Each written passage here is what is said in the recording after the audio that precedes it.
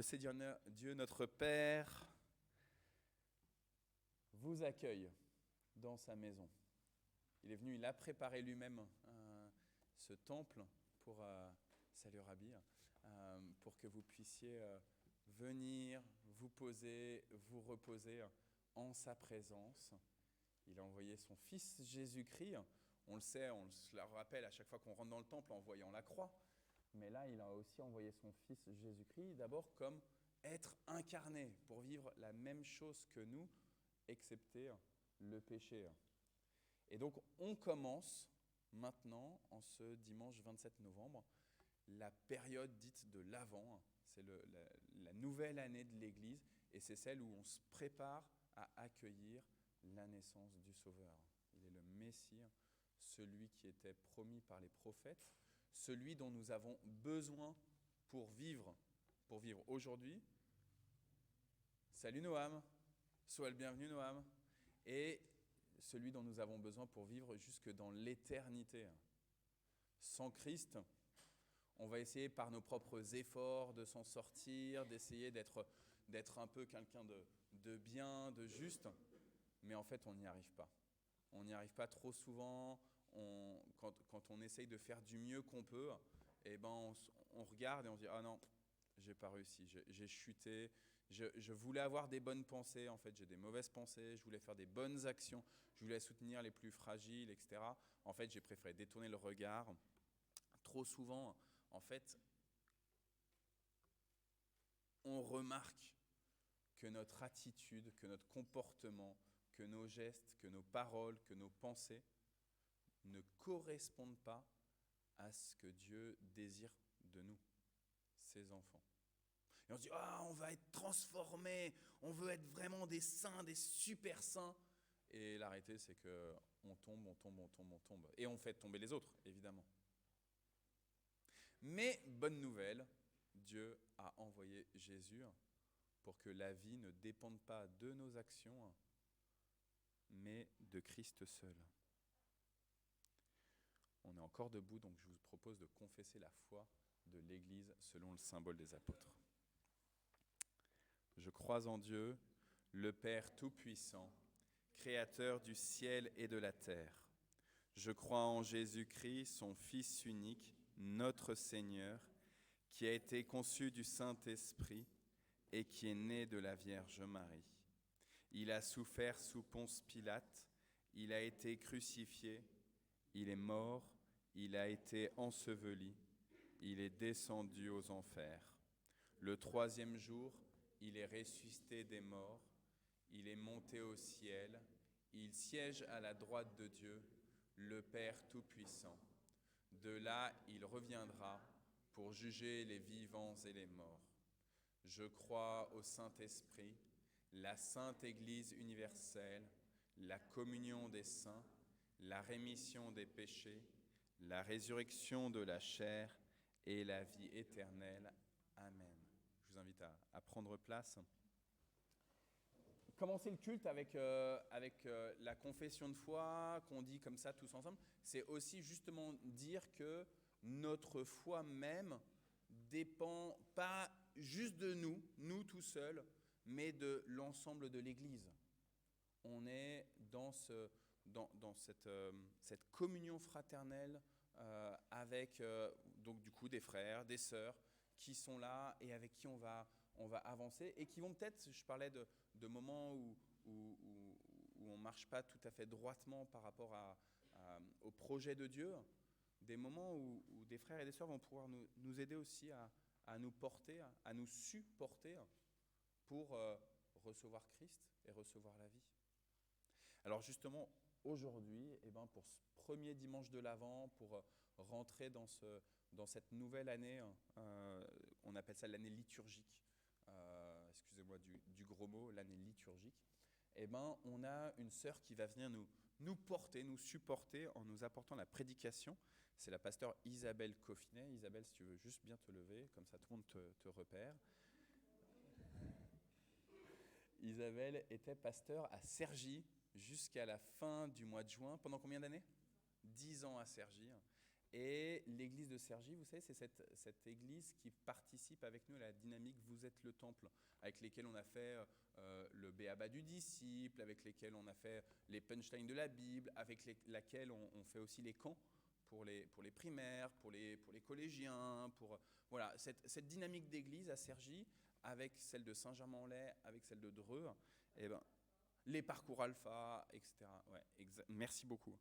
Et sauf que depuis le mois de juillet, Isabelle n'est plus à Cergy, donc au bout des 10 ans, elle est passée à un autre projet, mais qui n'est pas très loin non plus. Et du coup, la dynamique Vous êtes le temple, elle continue à grandir. Je ne sais pas si tu veux en parler maintenant. Andrea, c'est le moment des annonces, donc est-ce qu'on donne tout de suite la parole à Isabelle? Je te laisse aussi, Andrea, et Isabelle, je te laisse aussi.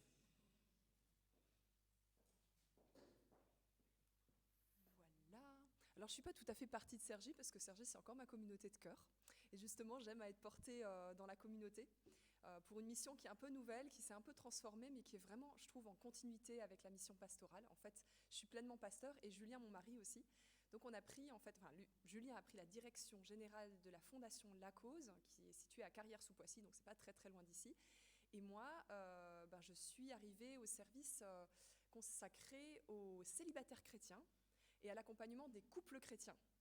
Voilà, donc c'est une mission qui est absolument géniale, parce que du coup je suis à fond dans l'accompagnement et dans le service en fait pour prendre soin. Alors pour les couples, prendre soin de son couple, apprendre à mieux s'écouter, apprendre en fait tout ce qui est, si vous avez une petite idée des parcours alpha couple, etc., c'est un peu les choses qui sont données aussi, prendre le temps de prendre soin de son couple. Et voilà, parfois, il faut prendre plus ou moins de temps. On n'est pas obligé de passer par des très grosses crises pour prendre soin de son couple. Donc voilà, on gère aussi bien les grosses crises que tout simplement l'alimentation de l'amour conjugal, etc., etc. Et pour les personnes célibataires, on fait des événements, on fait des séjours, des occasions en fait de rencontres, d'élargir son réseau. Alors pas forcément pour trouver l'amour, la perle rare, même si ça arrive, forcément. C'est quand même un petit peu le but aussi, mais aussi pour élargir son réseau entre chrétiens, célibataires qui vivent à peu près la même chose. Et donc c'est vraiment richesse de l'Église, c'est quelque chose qui est un peu transversal. Moi j'aime en fait cette idée qu'en fait on est un peu transversal aux communautés, à la cause, et qu'on est vraiment au service des communautés. Donc c'est un service qui est pour vous, en fait, pour Cergy, pour Saint-Germain, pour Dreux, pour Mantes-la-Jolie, pour toutes les églises qui souhaitent bénéficier de ça. Et la cause, j'ai pas envie de parler trop longtemps, mais la cause, c'est quand même aussi, c'est une vieille dame qui a 100 ans, et à la base, c'était vraiment une œuvre d'évangélisation, et c'était une œuvre qui visait à briller dans ce monde, qui visait à défendre les causes qu'on estimait les plus perdues de ce monde, mais qui en fait ne le sont pas pour Jésus. Et donc, ils ont pris soin des enfants abandonnés à la naissance, ils ont pris soin des mères qui accouchaient sous X, et ils faisaient adopter les enfants dans des familles chrétiennes. Enfin voilà, c'était des projets, vous voyez, d'une grosse ampleur. Après, ça s'est développé aussi, l'adoption avec l'international, le parrainage. Donc, on a des orphelinats partenaires au Togo, en Haïti, au Cameroun, à Madagascar. Et aussi des développements de projets, donc des collaborations qui sont vraiment très très fructueuses et très inspirantes. Et d'ailleurs, j'en profite pour dire que Julien, mon mari, va partir à Madagascar la semaine prochaine, le 5 décembre, pour voir, en fait, entretenir les relations là-bas, voir tous les besoins qu'il y a, notamment pour l'enfance défavorisée. Si jamais vous avez à cœur de soutenir ces actions dans la prière, si vous avez des idées, des suggestions sur ce qu'il faudrait apporter à Madagascar ou ailleurs, vraiment, c'est le moment, parce que justement, Julien va y aller, et du coup, c'est le meilleur moment, en fait, pour être ambassadeur, pour porter une parole. Donc si vous avez des idées, des suggestions, vraiment n'hésitez pas à nous le dire, et des collaborations éventuelles, on est preneurs, parce que, encore une fois, à la cause, ce qu'on veut, c'est défendre les causes qui viennent à nous et que Jésus nous présente. Voilà. Donc, j'espère que je n'ai pas été trop longue. Si vous voulez me poser des questions, je reste avec vous au repas aussi, donc vous pouvez me poser toutes les questions que vous voulez après, et je me ferai un plaisir d'y répondre. Voilà. C'est bon ? Ouais. Est-ce que je réponds à une question maintenant ? C'est toi qui dis, Arnaud. Oui ? Ou après ? Ok, ça marche.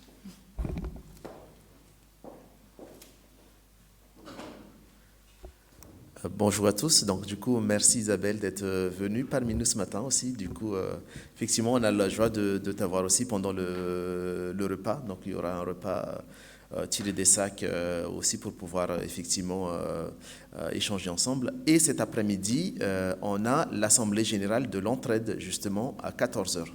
Pour ceux et celles qui veulent aussi savoir qu'est-ce que c'est l'entraide, vous pouvez rester aussi pour l'Assemblée générale. Même si vous n'êtes pas membre, par contre, il n'y a que les membres qui votent. Donc voilà. Des dates à retenir, j'en ai juste deux.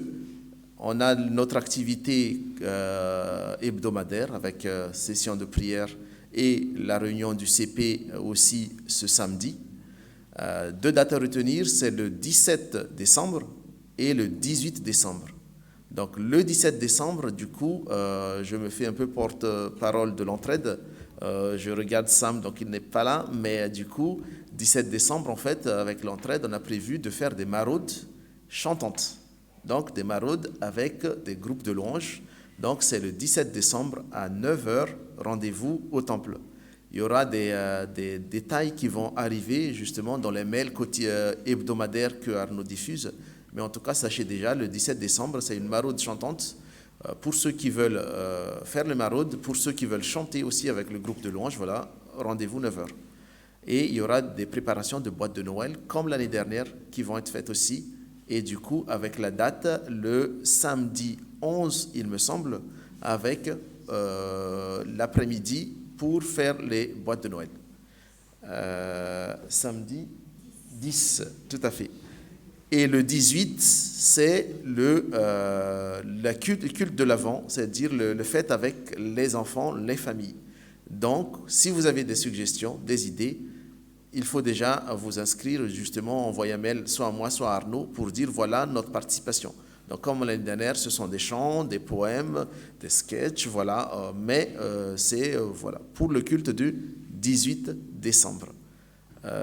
Voilà. Je m'arrête là et puis on continue par les offrandes.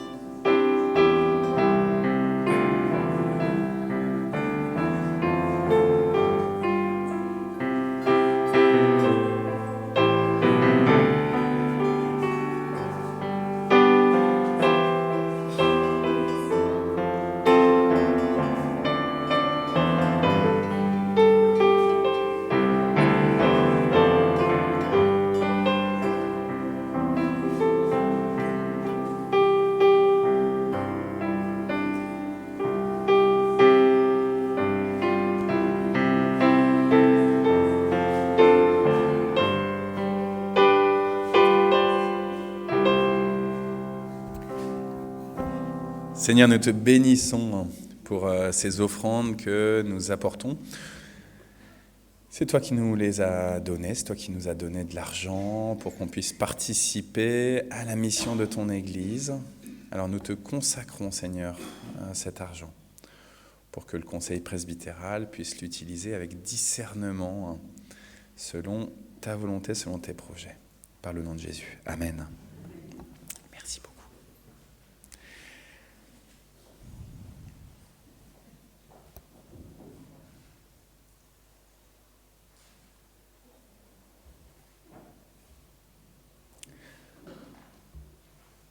Dans le Premier Testament, Dieu a envoyé des prophètes pour rappeler régulièrement au peuple quelle est la volonté de Dieu. La volonté de Dieu, elle avait été exprimée notamment par Moïse dans les 10 commandements, dans le Décalogue. Ça avait été ensuite complété avec un certain nombre de commandements. Et il y en avait tellement que Jésus a décidé de résumer les plus de 600 commandements qu'il y avait dans l'ensemble du Premier Testament en 2 commandements. Tu aimeras le Seigneur ton Dieu de tout ton cœur, de toute ta force, de toute ta sagesse, et tu aimeras ton prochain comme toi-même. 2 commandements seulement. Et pourtant, comme je le disais tout à l'heure au moment de l'accueil, si difficile à vivre. Alors nous prenons un temps de reconnaissance en face à face avec notre Dieu de nos propres manquements, de l'état de notre péché.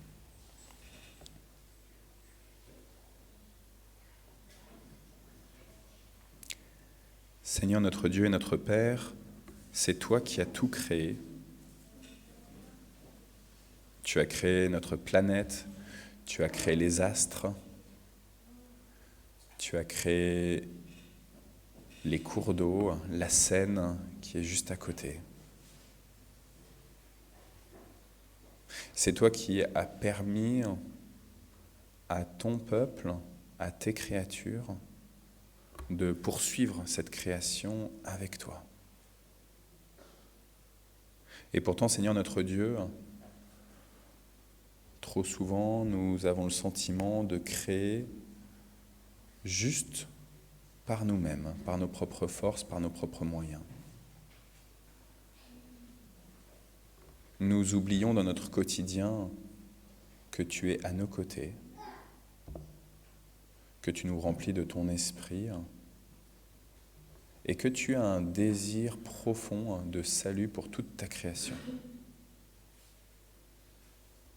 Nous te demandons pardon, Seigneur. Pardon de t'ignorer,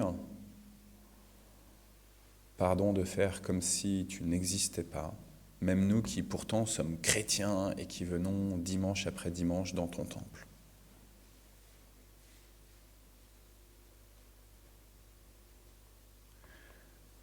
Seigneur notre Dieu, tu as été le premier à nous parler. Et pourtant, nous faisons comme si, au quotidien, toutes les paroles venaient de notre part.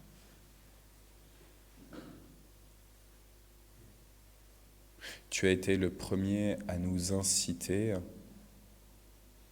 à une vie juste et bonne, une vie sainte. Et pourtant, Seigneur, nous regardons à notre zèle, à notre piété, à nos actions religieuses, et nous les comptons, Seigneur, pour nous en prévaloir. Nous te demandons pardon, Seigneur. Nous reconnaissons, alors que la fête de Noël approche, alors que ce temps de l'Avent vient de démarrer, nous reconnaissons combien nous sommes fragiles dans notre foi, dans notre amour pour les autres, dans notre amour pour toi, et que nous avons besoin de toi comme sauveur, aujourd'hui et jusque dans l'éternité. Amen.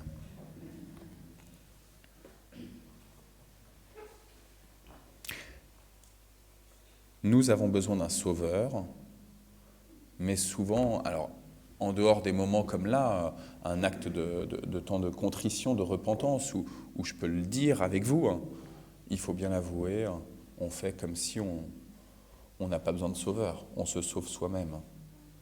Alors du coup, Dieu a pris l'initiative de venir. Dieu a pris l'initiative. Et c'est parce que je vous annonce maintenant que Jésus est Emmanuel, Dieu avec nous, que vous pouvez recevoir cette confirmation que toutes vos fautes, tout votre péché est pardonné. Amen. On chante ?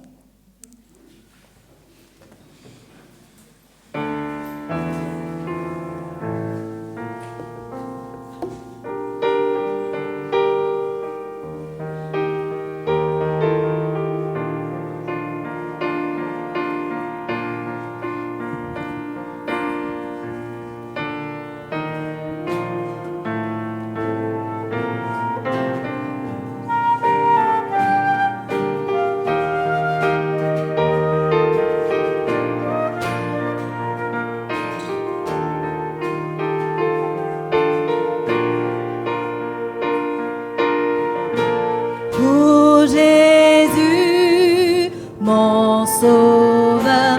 Seigneur, nul n'est comme toi. Jour après jour, je te louerai, car ton amour est merveilleux.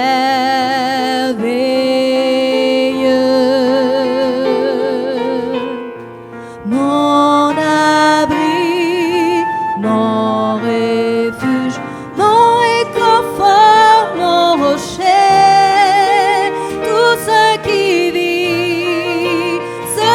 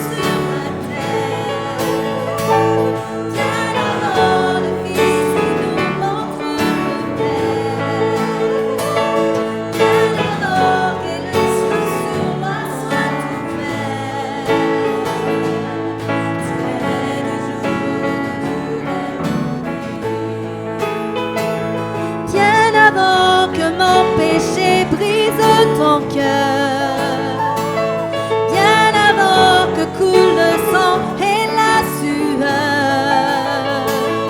bien avant les clous, le froid et la douleur.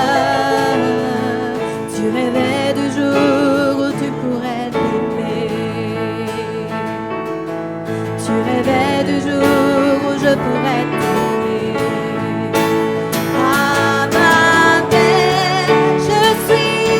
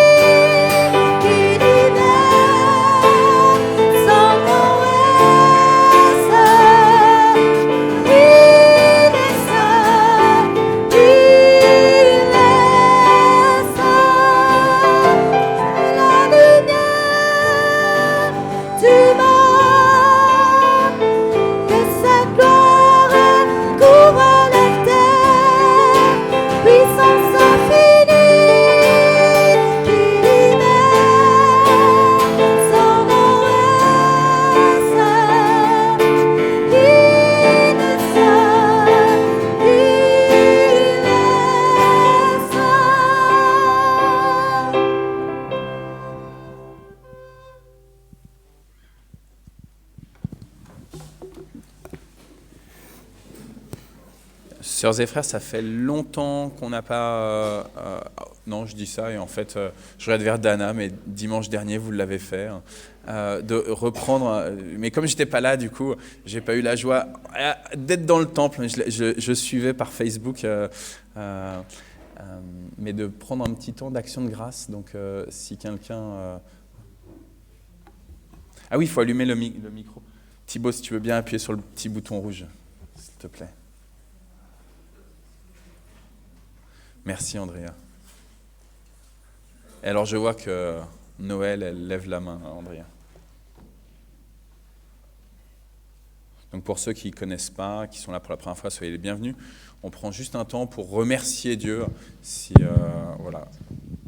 Je pense que c'est un peu fort là-bas. Alors, cette semaine, j'ai vu mon oncologue. Et vraiment, gloire à Dieu. Alors, mes analyses ne sont pas extraordinaires parce que de toute manière, j'ai une leucémie lymphoïde chronique. Mais j'ai eu quand même moins d'1 an de chimiothérapie alors qu'il m'avait dit minimum 1 an et probablement 2 ans. Et là, il m'a dit, il peut se passer 10 ans ou 15 ans avant que je sois obligée de recommencer une chimio. Wow. Donc vraiment, gloire à Dieu. Amen. Et puis, merci vraiment à vous tous qui avez prié pour moi, parce que le Seigneur est merveilleux et il écoute nos prières. Et moi, vraiment, j'exulte d'aller tellement mieux. Et voilà, c'est gloire à Dieu. Amen. Merci beaucoup. Merci Noël. Amen.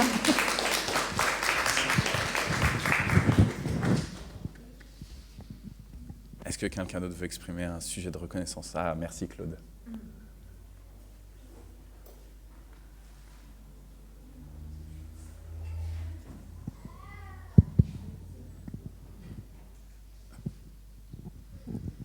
Oui, simplement pour dire, cette semaine, c'était quand?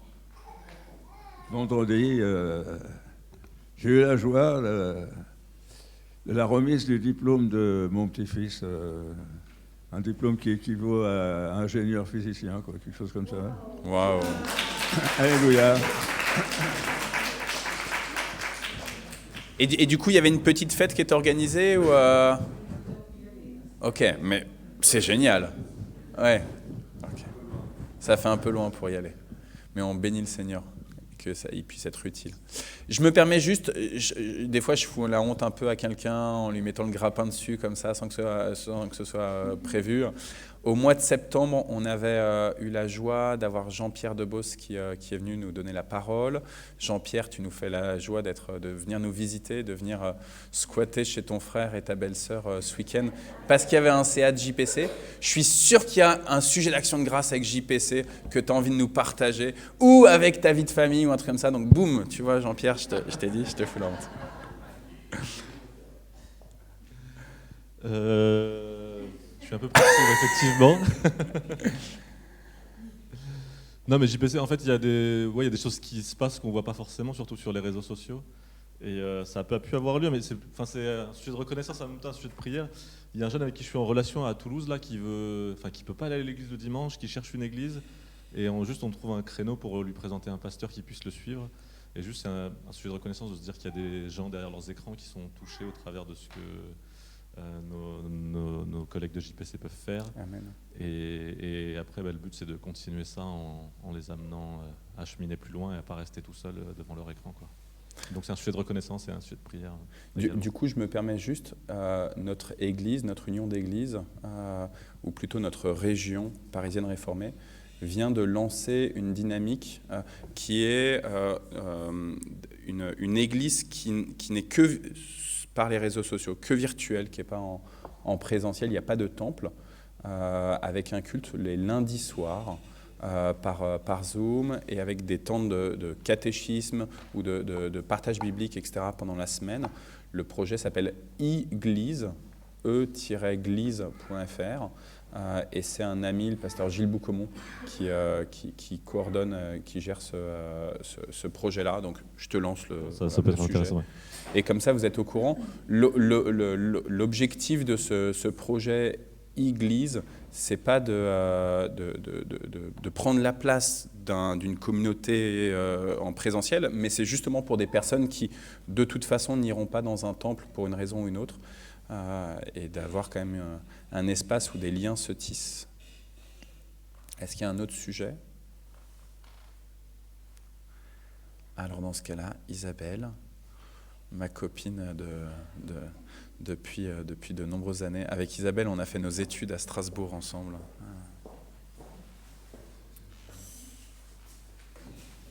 Eh bien, voilà, je suis heureuse d'être avec vous, heureuse de partager la parole avec vous et de commencer ce cycle de l'Avent avec un texte qui résonne particulièrement pour moi.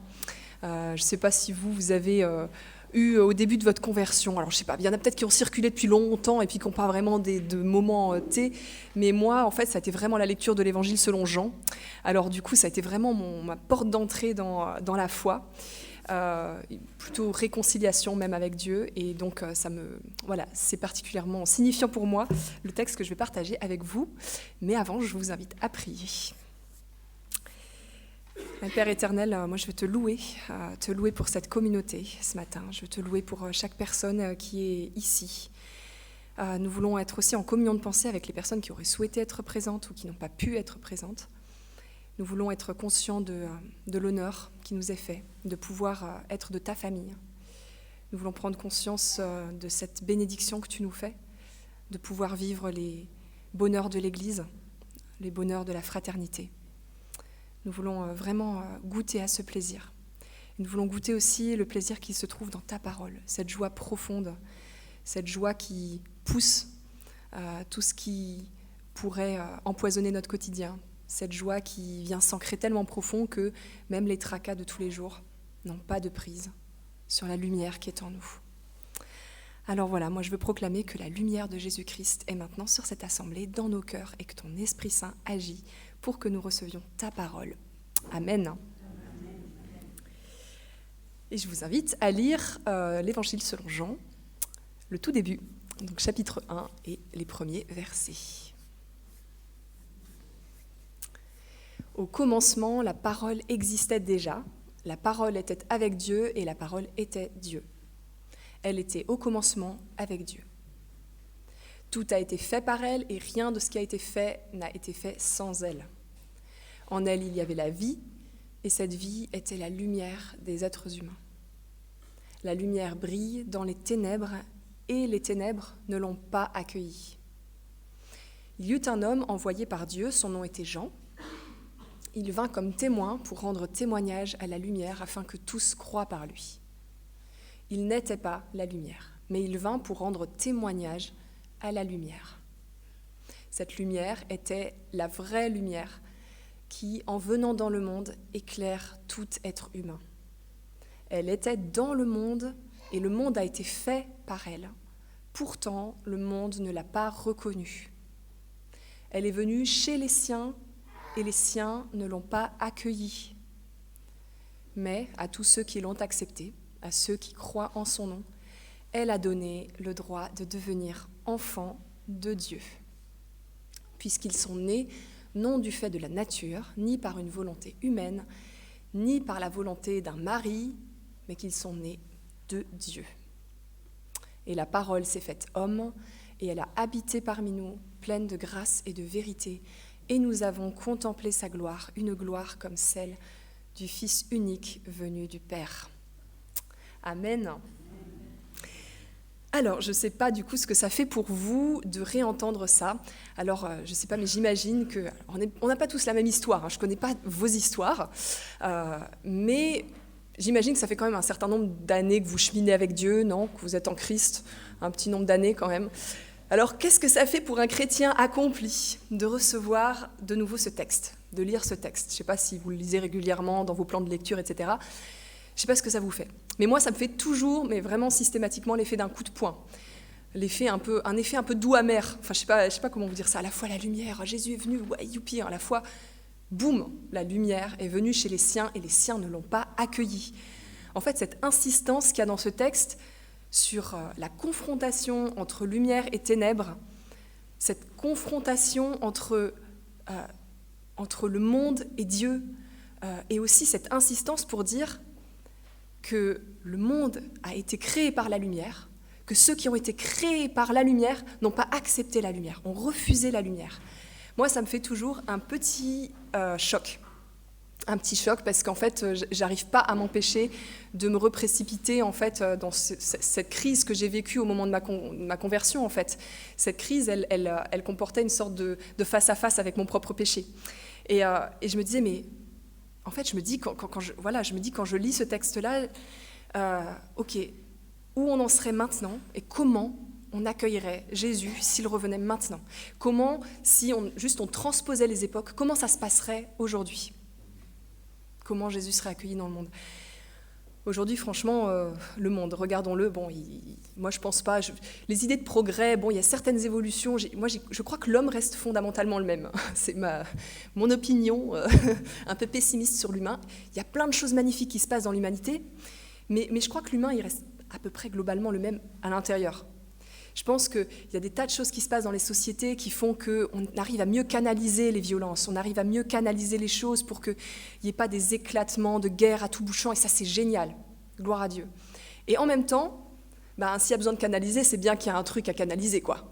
C'est bien que notre cœur, il y a des choses à l'intérieur qui font la guerre au bien, qui font la guerre à la paix, qui font la guerre à l'amour, qui font la guerre à Dieu. Et en fait, le monde, aujourd'hui, quand on regarde, l'évangile, il est passé à peu près partout.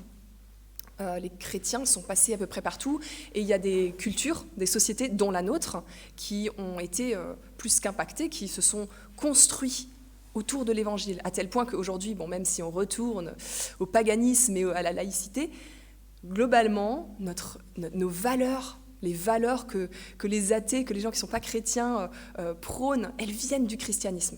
Donc notre culture, elle a été façonnée par le christianisme. On a été tellement façonnés par Christ qu'aujourd'hui, il y a des musulmans qui fêtent Noël. Voilà, Noël, c'est partout, c'est imprimé dans les mentalités. Et ouais, donc c'est vraiment quelque chose qui s'est complètement répandu. Et moi, je me demande quand même, et je discutais là récemment avec un ami qui m'a dit que lui, ce qui avait été au cœur de sa crise de chrétien, c'était quelqu'un qui avait grandi vraiment dans les milieux chrétiens depuis tout petit.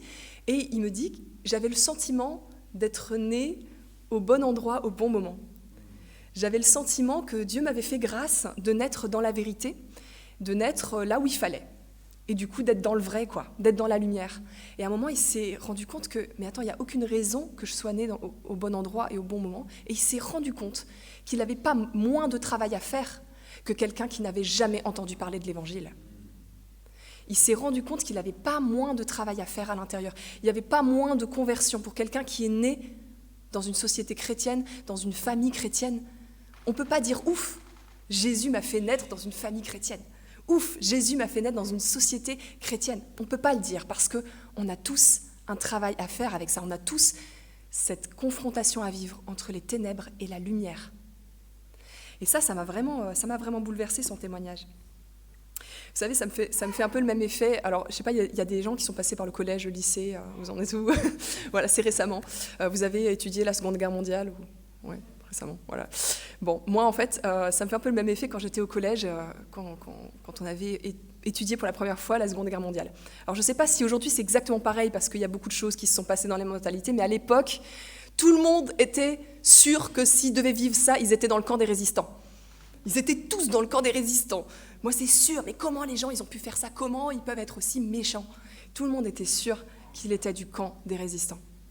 Eh bien, aujourd'hui, c'est pareil. On est tous persuadés, quand on lit la Bible, quand on lit le Nouveau Testament, qu'on aurait été les disciples de Jésus. C'est évident, on aurait tous été derrière lui. Eh bien, peut-être c'est pas si simple, en fait. Et moi, à chaque fois, je me prends ça comme un point dans la figure et je me dis, est-ce que tu aurais vraiment été de ceux qui acceptent Jésus? Replaçons-nous un petit peu dans le contexte, quand même.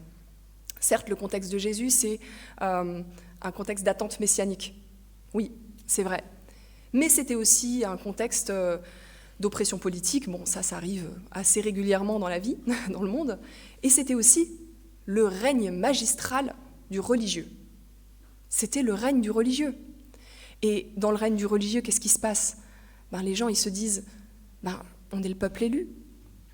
ce règne du religieux, ce système religieux qui est installé là, ça a été instauré par Moïse, qui lui a été inspiré par Dieu lui-même. Ça ne peut que être bon. On est forcément dans le bon camp. Et si on attend le Messie, si on admet qu'on attend le Messie ne peut que être d'accord avec nous.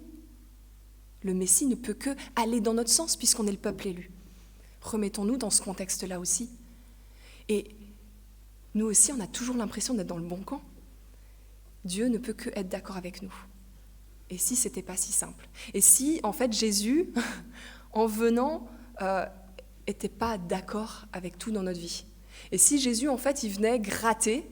Et si Jésus, en fait, il venait confronter des ténèbres en nous? Et si, en fait, Jésus, il venait nous dire, en fait, il y a encore des ténèbres en toi. Il y a encore des choses. Il y a encore des trucs qui sont pas clean. Et ouais, ça me fait l'effet d'un coup de poing parce que moi, je suis assez persuadée qu'il y a des ténèbres en moi. Je sais pas vous, mais moi, je suis assez persuadée. Et je sais que ce serait pas facile. Si j'avais dû être à la place de ces personnes qui ont vu Jésus, ça aurait peut-être pas été si simple. J'aurais peut-être dû travailler sur moi. J'aurais peut-être dû faire un travail sur moi. Et il aurait peut-être dû tout simplement lui-même venir à ma rencontre, comme tu l'as dit Arnaud tout à l'heure. Il aurait dû venir à ma rencontre parce que fondamentalement, on n'est pas prêt. Est-ce qu'on est prêt à Jésus? Alors du coup, ouais, on en vient à ce schéma qui est en nous, vous savez, de résistance à la lumière. Moi, ça me rappelle une situation que j'ai vécue. Alors ceux qui ont des enfants, voilà, ils savent. Moi, j'ai 4 enfants et j'en ai une petite dernière là qui a bientôt 3 ans, qui s'appelle Vera, qui est la plus mignonne de toutes les petites filles, évidemment. Et aussi la plus chippie, voilà. Et en fait, depuis quelques temps, vous savez, on appelle ça la petite adolescence, voilà, aux 2 ans et demi, 3 ans. Donc, elle s'oppose aux parents, elle s'oppose aussi à ses frères et sœurs, qui jusque-là étaient... Et elle tape Naël en ce moment. Naël, elle a 10 ans, donc c'est le grand frère un peu gaga. Voilà, et elle le tape. Et alors, il vient me voir, et il me dit « Vera m'a tapé !» Alors, je me baisse, je dis « Vera, pourquoi t'as tapé Vera? Pourquoi t'as tapé Naël ?» Et là, elle commence à hurler, à rentrer dans une pleure, mais vous savez, c'est pathétique, c'est dramatique, vous avez envie de lui donner votre cœur directement, là. Elle est là, ah, mais tu comprends pas, maman, c'est parce que Naël, il m'a énervée. Voilà, donc, c'est tellement évident, elle est dans le juste, quoi, elle est dans le vrai, elle se justifie, il n'y a rien à lui reprocher, c'est évident, quoi. Voilà, on est tous pareils face à Dieu. C'est un truc de fou, on s'auto-justifie. Vous savez, ce mécanisme d'auto-justification en nous, il est tellement puissant. Alors là, j'ai abordé un chapitre qui est à la fois un peu grave et à la fois, évidemment, ça nous amène à la lumière de Christ. Aujourd'hui, du coup, je vous ai présenté un peu la cause et je suis amenée à accompagner des couples chrétiens, encore plus qu'avant, mais je le faisais déjà avant quand même, hein. En tant que pasteur, on le fait un petit peu. Mais là, c'est vraiment le cœur de métier, Et puis j'accompagne aussi des célibataires chrétiens, etc. Et dans les 2 cas, j'ai rencontré des personnes qui m'ont fait état, en fait, qui m'ont raconté des histoires juste déchirantes.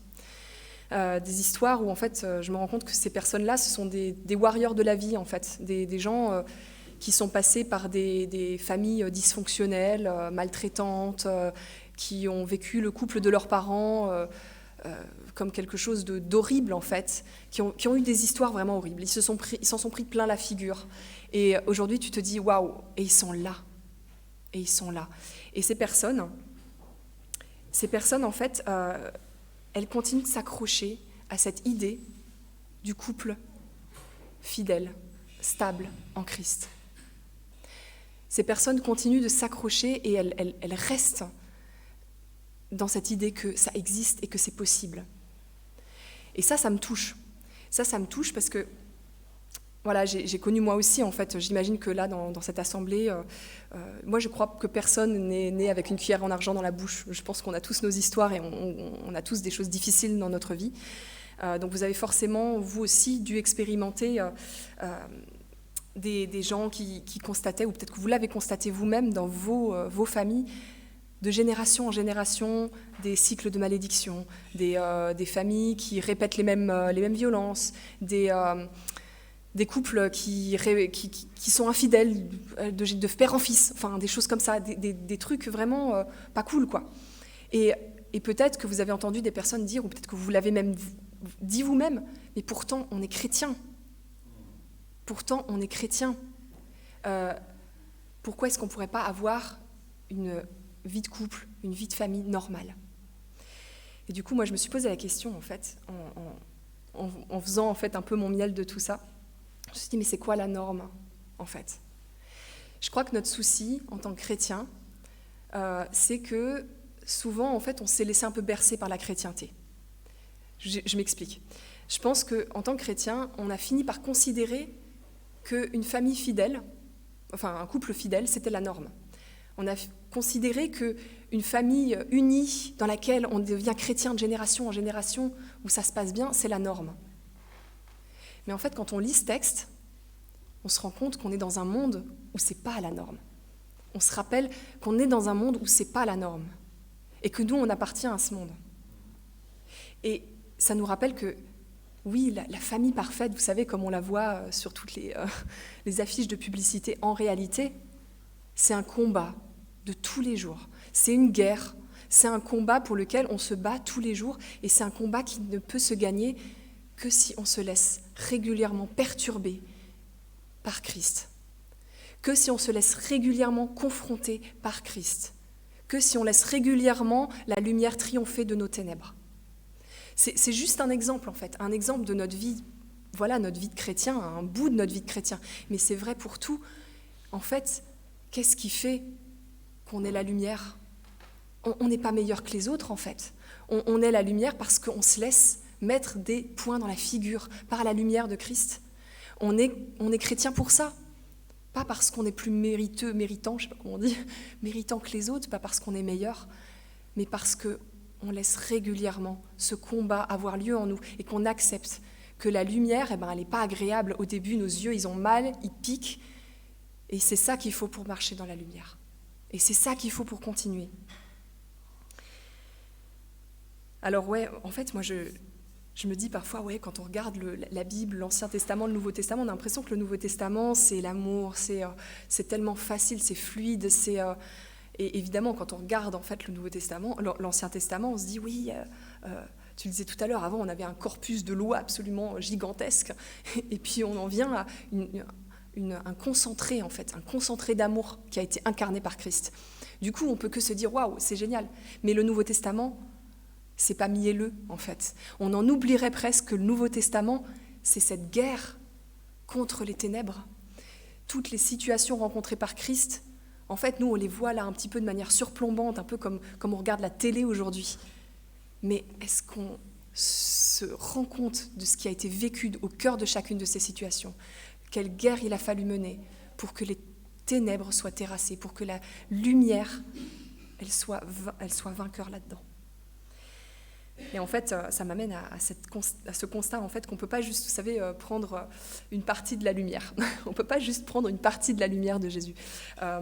Au sens où, enfin, ça me ramène ce verset qui dit « la vraie lumière qui éclaire tout homme ». C'est comme si le texte nous disait, il y a des gens en fait, qui ont, comment dire, du contexte de Jésus, qui ont croisé la route de Jésus et qui se sont laissés séduire momentanément, qui ont aimé certains aspects du ministère de Jésus. Il y a des gens qui ont pris des bouts de la lumière de Jésus. Un peu en mode « j'aime beaucoup ce que vous faites, Jésus, c'est trop bien ». En fait, aujourd'hui, vous avez forcément des amis qui sont athées ou qui sont ou agnostiques ou je ne sais pas, qui trouvent que Jésus est un homme vraiment bien, un homme formidable, que Jésus, c'est un super penseur, que c'est un révolutionnaire, que c'est un super philosophe. Vous en avez des gens comme ça autour de vous ou pas? On en croise quand même. Parce que Jésus, il impose le respect, pardon. Et il y avait des gens comme ça qui étaient impressionnés par Jésus quand ils l'ont croisé. Et ils ont pris des petits bouts de la lumière. C'est juste des petits bouts. Parce que c'est vrai qu'il est inspirant, c'est vrai qu'il est révolutionnaire, c'est vrai qu'il est intelligent, c'est vrai qu'il est l'apôtre de l'amour, mais il est le Fils de Dieu. On prend des bouts, vous savez. Et en tant que chrétien aussi, on prend des bouts. Il y a tellement de gens qui prennent le bout juste miracle. Ils aiment les miracles de Jésus. Ils aiment les shoots de spiritualité qu'il y a à venir dans certaines conventions chrétiennes, dans les ambiances chrétiennes. On prend des petits bouts de la lumière de Christ. Et en fait, ce que nous dit ce texte, c'est qu'on ne peut pas se contenter d'un petit bout de la lumière de Christ. Parce que si tu n'as qu'un petit bout, en réalité, tu n'as rien. Si tu n'as qu'un petit bout, ça veut dire que les ténèbres elles sont encore maîtresses sur tout le reste. Christ, c'est toute la lumière, celle qui pique les yeux, celle qui n'est pas très très facile à accepter au début, mais qui va faire la guerre à tes ténèbres. La différence s'inscrit, et le texte le dit, dans ceux qui croient en la lumière sur le long terme, sur ceux qui persévèrent, sur ceux qui choisissent la lumière de Jésus comme un leitmotiv dans leur vie, comme un guide éternel de leur vie. C'est là qu'elle s'inscrit la différence. C'est pas juste un shoot d'un moment, c'est pas juste à un moment dire oui, j'accepte la doctrine de Jésus parce qu'elle me paraît plus cohérente qu'une autre. C'est j'accepte la lumière de Jésus dans toute ma vie. Alors du coup, j'aimerais juste terminer là-dessus, parce que j'ai pensé à un truc aussi en lisant ce texte. Vous savez, parfois ça peut aussi encourager un petit peu le sentiment, je sais pas comment dire, le caractère un peu parano. Il suffit pas d'être juste parano en mode ouais, le monde est méchant et nous on est dans le vrai, il faut qu'on continue, genre un peu irrésistible gaulois, à résister à ce monde. En fait, enfin voilà, ça peut être une structure parano, ça peut être une structure mentale. Annoncer l'évangile de manière agressive pour être sûr de se mettre dans des situations incompréhensibles. C'est pas ça en fait qu'on est en train de dire. Il s'agit pas juste d'être parano en mode le monde est pourri et l'évangile c'est bien. Ça c'est juste une structure psychologique. Mais la vraie foi c'est autre chose. En fait c'est une prière. En fait c'est une prière, c'est celle qui dit Seigneur, je comprends que tu as aimé ce monde au point de continuer à le confronter alors qu'il ne voulait pas de toi. Tu as continué de le confronter par ton amour, par ta lumière, alors qu'il te rejetait. Seigneur, merci de me juger digne de porter la même lumière que toi. Et Seigneur, merci de m'aider pour que moi-même j'accepte d'être confronté par ta lumière. Et que pour qu'en étant confronté par ta lumière, je sois un témoignage pour ce monde. Seigneur, aide-moi à aimer ta lumière, à aimer être perturbé dans mon quotidien, dans toutes ces choses qui pourraient me bercer de la même humanité morbide que le reste du monde. Merci de venir confronter ça et de venir refuser ça en moi. Amen. Ouais, Seigneur, je te remets maintenant nos âmes, nos cerveaux, nos intelligences, nos corps, et je te demande que tu viennes faire circuler ta parole, qu'elle continue de nous guider tout au long de notre vie. Au nom de Jésus, amen.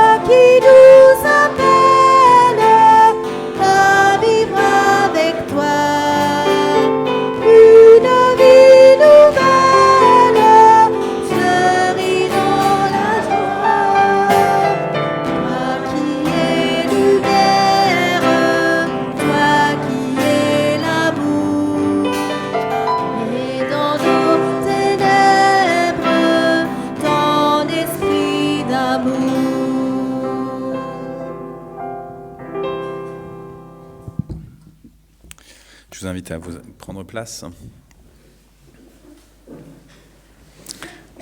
Merci Seigneur, parce que vous le savez peut-être pas, mais le groupe de louanges choisit les chants en fonction de l'inspiration que l'Esprit leur donne. Alors ils ne les choisissent pas là, pile poil maintenant, au moment où on va faire le culte. Ils les choisissent pendant la semaine, en fonction en général de la thématique du culte. Si le groupe de louanges a le texte biblique précis sur lequel va porter la prédication, eh ben, tant mieux, ça aide au choix des chants. Mais il y a des fois où le texte biblique nous est donné un peu tardivement. Les adolescents savent que je les ai pris un peu en retard ce matin, parce que du coup je mettais le texte biblique de ce matin à 10h. Et en fait, c'est magnifique parce que vous voyez là, ce qu'on vient de chanter, vous avez tout de suite fait le lien avec ce que tu nous as apporté de la part du Seigneur, Isabelle. Et donc vraiment, merci Seigneur, il y a un seul esprit pour ceux qui sont enfants de Dieu. Donc il y a un seul esprit qui nous unit, frères et sœurs. Ce même esprit, c'est l'esprit qui nous permet d'intercéder à Dieu le Père, notre Père, par l'intermédiaire de son Fils, notre grand frère Jésus-Christ, et qui permet qu'on puisse prier les uns pour les autres.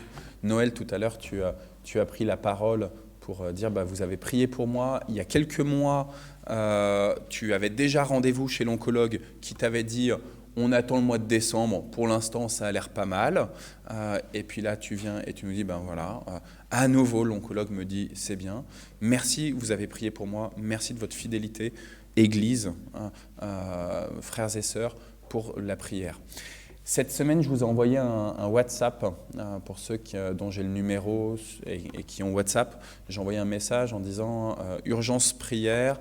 On a Victoria, qui est la filleule de Nathalie Monod, qui est ukrainienne, qui du coup est partie depuis le mois de mars et qui vit chez les Monod et qui, en fait, je ne sais pas si vous êtes au courant, mais est tombée enceinte avant de partir d'Ukraine. Et donc elle a accouché au début du mois de novembre, le 8 novembre, elle a accouché d'une petite Anastasia, sachant que le papa, lui, vit là-bas en Ukraine. Comme tous les hommes, il a interdiction de sortir. Et donc cette semaine, on a appris qu'une bombe est arrivée pile poil dans le quartier à Kiev, où vit le mari de Victoria. Et donc il y a eu un peu d'angoisse, notamment parce qu'en fait, il était injoignable. Et il ne donnait pas de nouvelles. Et donc je vous ai mis un message en disant urgence prière, merci de prier pour lui. Je vous avoue que j'ai plus son prénom, il faut que je regarde sur mon téléphone. Mais voilà, Seigneur, toi tu sais, tu es capable de faire toutes choses. Et pendant la nuit, à 3h du matin, il a pris le téléphone et il a appelé Victoria. En fait, il était pile au travail à ce moment-là. Normalement, il n'est pas au travail de nuit, mais il avait fallu qu'il aille à son bureau.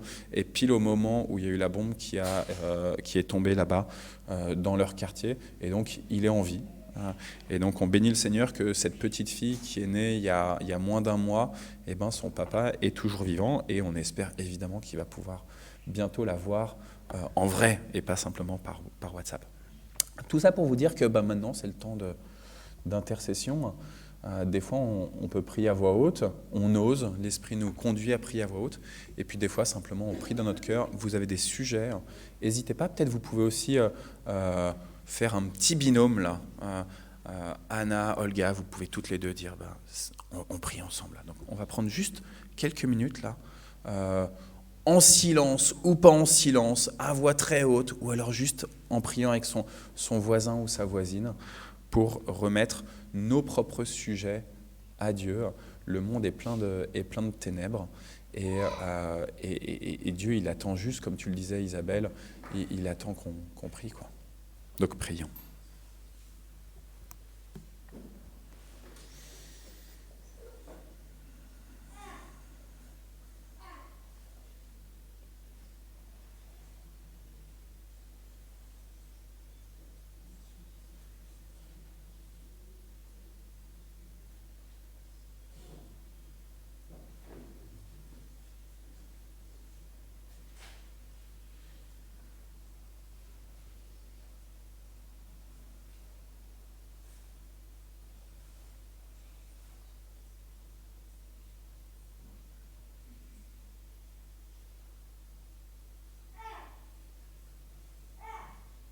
Seigneur, moi j'ai à cœur de te confier les étudiantes et les étudiants en cette période hivernale où il faut chauffer les maisons, où il faut trouver de quoi se nourrir.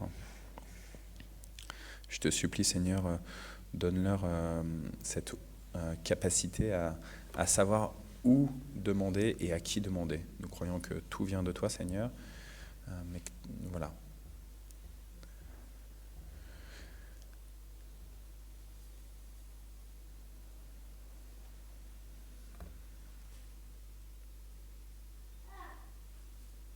Seigneur, nous te confions le personnel de maison dans le monde et particulièrement dans les pays du Golfe de Persie qui vivent dans une situation d'esclavage, qui n'ont aucun droit. Nous te recommandons les chrétiens comme ceux qui ne te connaissent pas encore. Protège-les, Seigneur, et libère-les. Au nom du sang de ton précieux Fils. Amen. Amen.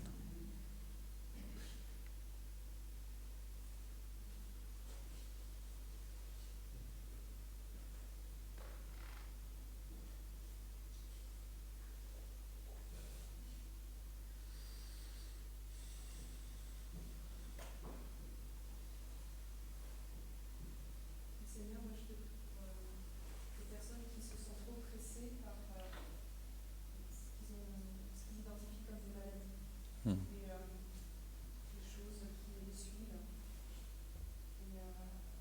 Et je te prie, Seigneur, de leur donner de s'accrocher à ta lumière. Amen. Je te prie que tu les fasses sortir de l'oppression, se sentir d'oppression, et que tu leur donnes le sentiment de ta liberté. Amen. Amen.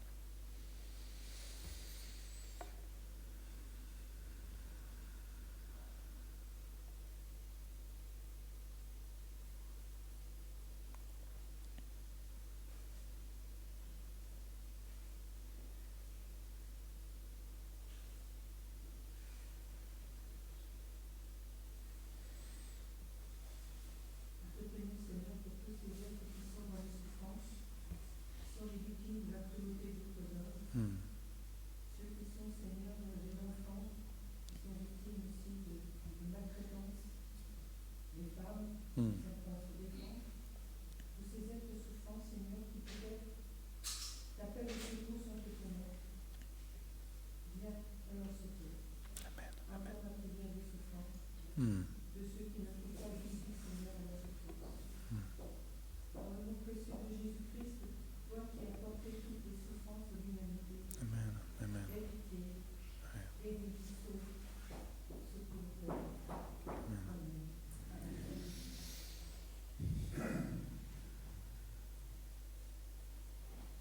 Seigneur Jésus, je te remets les différentes églises en France, quelle que soit la dénomination. Qu'elles doivent appeler les pauvres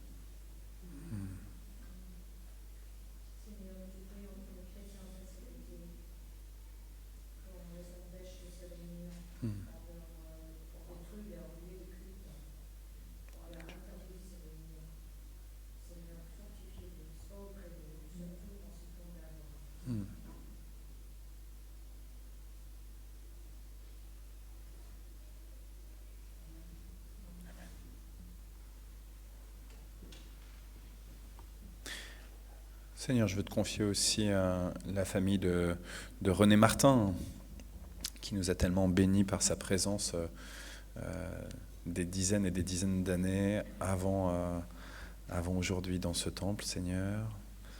On te demande vraiment la consolation pour cette famille dans le passage du deuil.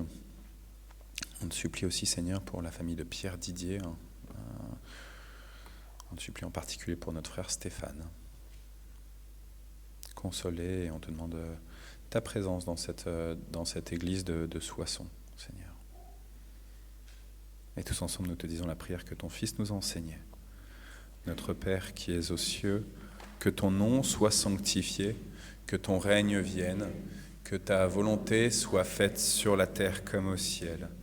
Donne-nous aujourd'hui notre pain de ce jour. Pardonne-nous nos offenses, comme nous pardonnons aussi à ceux qui nous ont offensés.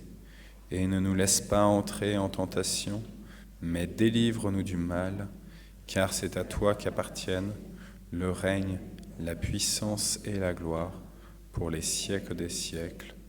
Amen.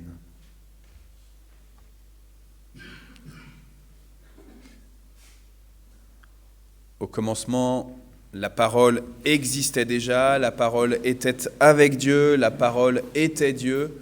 Sœurs et frères, cette parole, elle s'est incarnée en Jésus-Christ, le Verbe s'est fait chair et il demeure auprès de vous. Ce n'est pas vous qui avez choisi de demeurer auprès de Dieu, c'est d'abord Dieu qui a décidé de venir auprès de vous et vous lui avez dit un oui.